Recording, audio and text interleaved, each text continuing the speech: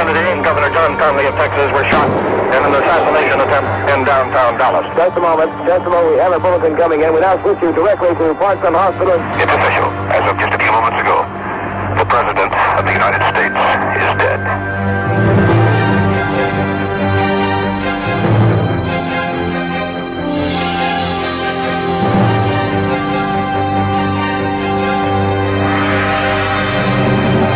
Just 45 minutes after the assassination of President John F. Kennedy, a Dallas police officer who was on the lookout for the killer was himself shot and killed. Arrested for that murder just moments later, a 24-year-old ex-Marine, Lee Harvey Oswald.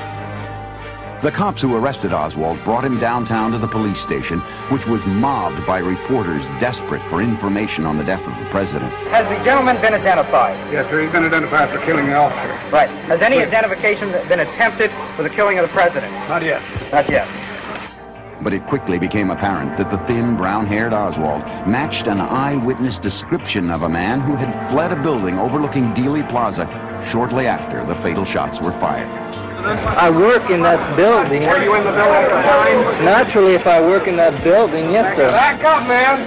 Come on, man. The president? No, they're taking me in because of the fact that I live in the Soviet Union. I'm just a patsy. President?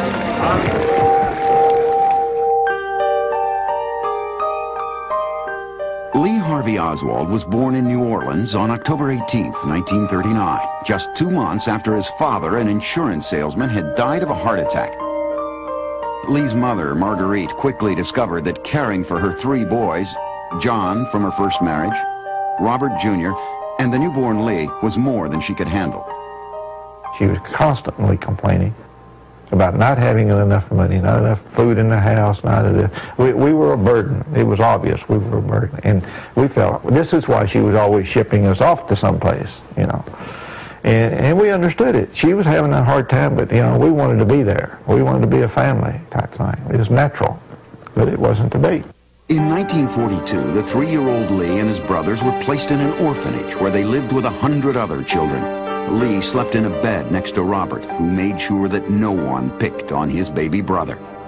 A year later, Lee's mother met an electrical engineer named Edwin Ekdahl. They took the boys out of the orphanage, married, and moved into a large house in Dallas. Lee got along with his new stepfather, who took him on business trips and bought him toys. And for the first time, Lee had someone who put a measure of stability into his life. But the stability was fleeting. Lee's mother and stepfather argued frequently and separated numerous times. In 1948, after 3 years of marriage, they divorced. Things just started going downhill again, type thing, from the economical standpoint. We ended up at a small house in Benbrook, Texas, and that's where Lee started the first grade.